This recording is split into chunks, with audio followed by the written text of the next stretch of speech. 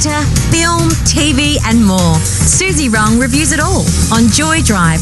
Good afternoon, Suzy Wrong. Hi, Warren. I'm just sitting here reflecting on Ripley and thinking, do you think that maybe everyone is a villain in somebody else's story? Oh, that's a really... I like this. Yes, maybe we are. Is everyone a villain in someone else's story? Are you a villain in someone else's story? Many, I reckon. Are you? All your ex... I feel like villain... Is villain... villain doesn't... Does villain have a strength to it as a word? Or, I don't know. I mean, you just put X's in my mind. I'm sure I'm not just a villain. I don't know, but... What about you?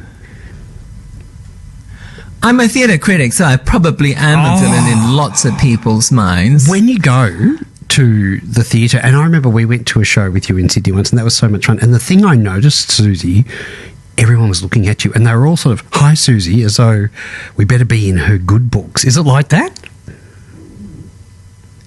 It is a bit like that. I think over time, you learn to be a bit warmer with people. In the start, I thought that I had to be quite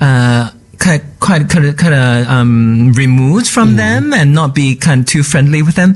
But, I've done this for like 12, 13 years now, so it's very hard to pretend not to be friends with people. And I find that it is actually quite healthy to kind of try to cultivate friendships. You don't have to be very close with everyone, but I think it's better than kind of walking around looking like you're being very intimidating. And that was never my design.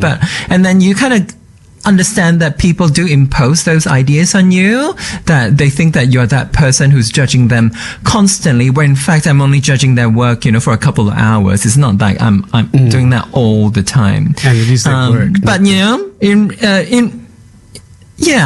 in relation to the story today, the idea of a villain is very interesting. I've got one other question, though, because I feel like this is almost related, because we are going to be talking about, I suppose, the movie itself. But when you are reviewing, how do people react when you give a bad review? Because, what do you feel conflicted? Like, if you think, I really like this person, but it was just not good, what happens then? Look, everyone says that I'm very kind with my reviews, that I tend to sort of be very gentle but be as precise I can when I'm making negative criticism.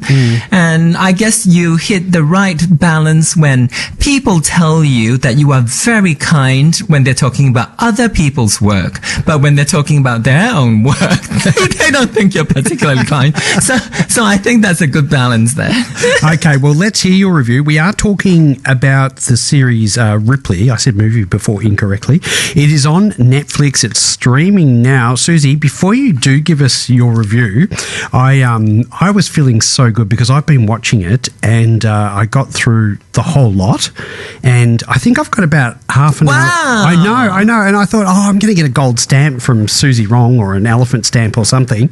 And I had half an hour left to watch today, and I got so busy. I haven't seen the last half hour of episode 8. There are 8 episodes to this, so we'll talk about that a little later. But before we do, give us your review on Ripley on Netflix.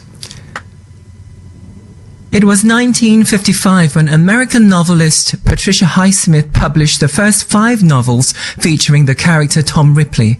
It was a difficult time, of course, for all queers, so even though Highsmith was herself a lesbian, it was highly unlikely that she could get away with creating a gay character who was out, proud, and an exemplary specimen of queerness.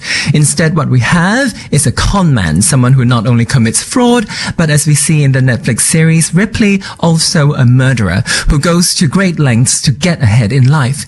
It is open to debate why these stories about a queer villain have become so successful and persistently popular, even now almost 70 years after his debut.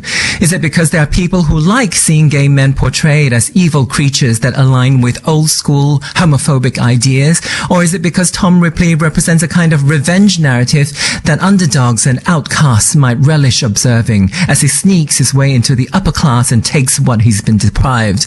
Indeed, there is a lot to enjoy in this new series, no matter your perspective. The storytelling is incredibly enjoyable. Over a generous 8 episodes, we delve deep into this fascinating character, performed exquisitely by Andrew Scott, a real-life gay actor demonstrating the depth of nuance he can bring to a gay role that we have rarely have ever seen before, especially when most have been played by straight people. Ripley is quite possibly one of the most beautiful TV shows ever filmed. It is visually stunning, with old Italy looking resplendent in every frame. Shot entirely in black and white, the imagery is breathtaking for the whole duration. But more than that, as a work of fiction, there is never a dull moment. Even during extended sequences where Ripley is on his own doing crime with no one to speak to, we are mesmerized by the film language being deployed, and I found myself just luxuriating in something so completely entrancing and satisfying. It works marvelously as a psychological thriller, but it is also undoubtedly arty, which only scores extra points from me. Warren, were you ready for a gay baddie on your television? Do you know what's really interesting? I actually watched, I loved it. I absolutely loved it, Suzy. A baddie, yes. I was on the edge of my seat to the point where I almost thought, I can't watch this. I don't want to know what happens. Like, I was so engrossed in the whole series, but I actually wasn't sure that he was gay or not. I didn't get that in it. And I know people do portray gay people as villains, and that was the way it was done. We could never just be ourselves and achieving things and wonderful people. But it wasn't obvious to me, and I was questioning it throughout. I was going, is he gay? Is he into Dickie? Or is he not gay? And did Suzy just pick this because it was a really good thing to watch and there's no link to it? But I wasn't sure that he was. I'm being totally honest with you, and maybe that is the most ridiculous thing everyone's heard about this, but I've never heard of Ripley before. I hadn't watched the movie before, and I'm so glad I hadn't, and I went fresh into this series. Was it obvious to you? I think from back in the day, the only way that you can portray gay characters was like that. They was completely ambiguous. I don't think in America that at that time you couldn't be any more explicit with someone's sexuality if they were not straight. There was a scene where he talks about this more flamboyant gay man that they do have, they had encountered, and he was full of disdain, talking about, how this person is so like, so awful because he was this and that and this and that, and the performance from Andrew Scott was so great because it became a key moment of understanding why this person it has no morals, and I think and we understand as queer people that self-hate can very easily become part of how we navigate the world, because people teach us these values and then we often ingest them and take them as our own, and there's a process of unlearning them. But because it's 1955, they don't kind of have the opportunity to unlearn those things. And you were saying as well, like, why we weren't able to see them living their best lives, being the best gay people that could be. But the truth is that there are no opportunities, right? Like, he has the dreams that everyone has, but like, what kind of opportunities does he have? He didn't have it, and I think that was pretty much the point of it. And then and the great thing was this person, this Dickie that he conned was I think quite purposefully portrayed as being very, very wealthy, filthy rich, but no talent, right? So it's someone that he could very easily take the place of, that he didn't get to that place by working hard or anything. He was just simply there because he was born into the right family. I just think that it's such a masterful piece of work, but it does take quite a lot of maturity to kind of figure things out, and I think that's the beauty of it being an 8-hour work. The Italian Department of Tourism, whatever their appropriate title is, would be loving this series because I loved watching it. I loved seeing Italy and some of the places that I've been to, and seeing them, back in 1955 or recreated as 1955 was just absolutely brilliant. It made me think, I feel like I need another trip to Italy. It's been years since I've been there. Beautiful. Loved it. Loved Napoli. Loved the whole lot. I think the cinematography is amazing. You know what I really love about it, Suzy? The black and white. I mean, how rare is it to see something produced in black and white? And the thing I loved about it while I was watching it, I thought, why are they producing this in black and white? Yes, it's back in the 50s, but why black and white? And I was watching it and I thought, it's so nice to see all this violence without the red blood coming out, you know, and it left a lot to our imagination to fill in the colour. And also we focused on, you know, the shade and the light and all this sort of stuff of the movie. I haven't done that before. I was sitting there enjoying it. It was like being in a gallery for me. That's so wonderful that you picked up on that. I think that aside from the obvious sort of narrative of the story, I think a lot of it is about beauty. It's about art. You know, there's a lot of talk about Caravaggio, this kind of like, you know, painter from way back. And, you know, whether it is a case of Dickie and Tom and their relationship with art, because both of them sort of paint but are really terrible painters. And in the background, they talk about Caravaggio and, you know, maybe there is an aspiration there. But clearly for me, I think you can see the filmmaker. So the person, oh shit. I should have written the name down. I don't remember the name, sorry. But the filmmaker obviously has such an admiration for kind of visual beauty. And, you know, just this 8 hours of the filmmaker creating these beautiful imagery. You know, when I first started watching it and I thought, this is really ballsy. 8 hours of black and white. And so many scenes where they're just speaking Italian, or so many scenes where no one's speaking. And I'm thinking, I'm sure I'm going to fall asleep at some stage. And no, I had to turn it off at like 1 a.m. 2 nights ago. I couldn't believe how engrossing the thing was. And it had, you know, on the surface, it just looks like it wasn't going to work, but it works so incredibly well. I agree with you 100%.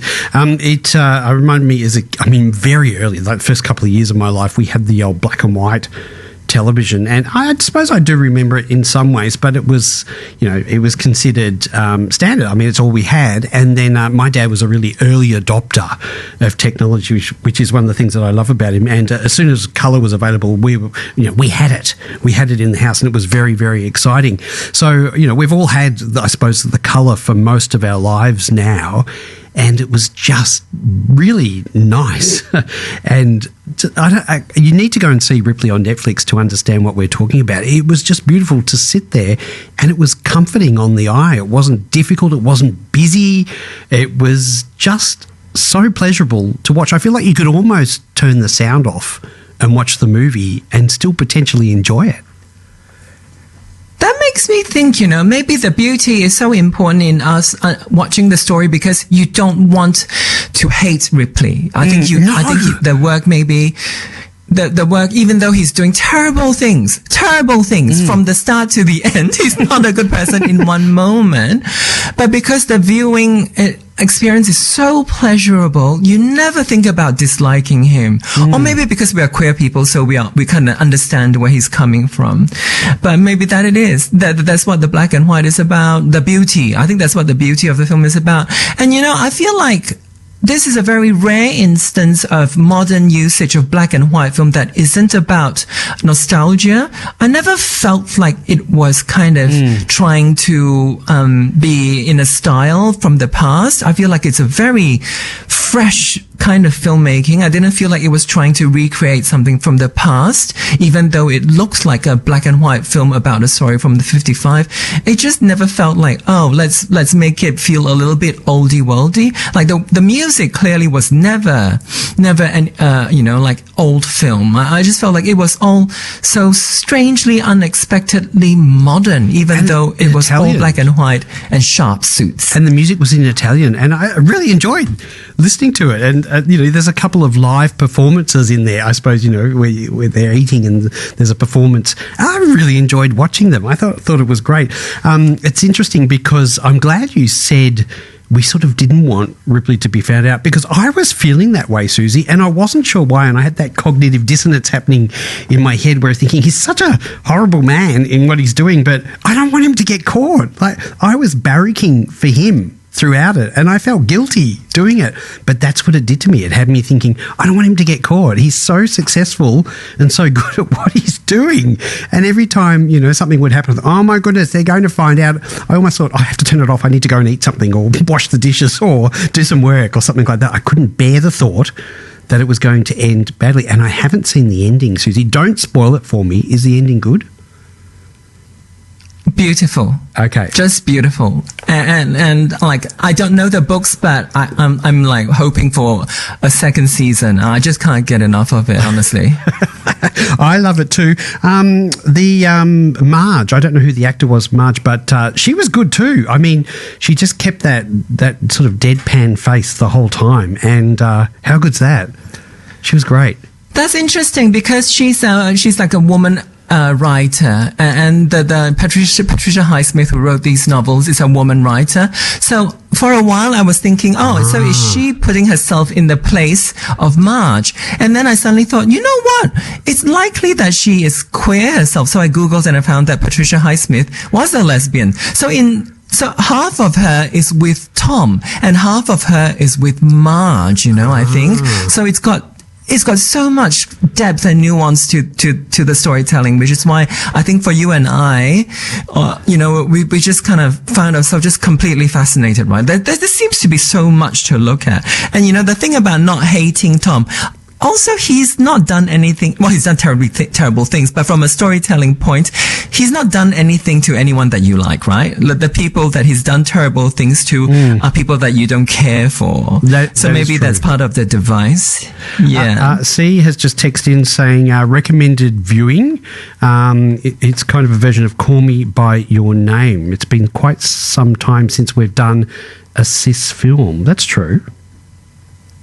But that's true. And also says, speaking of queer villains, I watched The Killing of Sister George, 1960s British lesbian film on YouTube. It was pretty warped, but an amazing snapshot of time and perception, worthwhile viewing. That is from Colette. I loved it. It is called Ripley. It's on Netflix. You can catch it now. I'm going to watch the ending tonight, which means I get to eat another bowl of ice cream, Susie. Or another tub. And I'll text you. I think I'll text you about 9:30 to see how you feel. Okay, make it a little bit later. What's our homework for next week? It is going to be Warren's Choice next week. I'm putting the blame on you. Check out White Fever. White Fever on ABC iView. I haven't seen it, I don't know. A new series about an Asian woman who has a thing for hairy white men. Lots to talk about, I'm sure, when I see you next Tuesday. Thank you, Susie. See you then. You're tuned in to Joy Drive on Joy 94.9.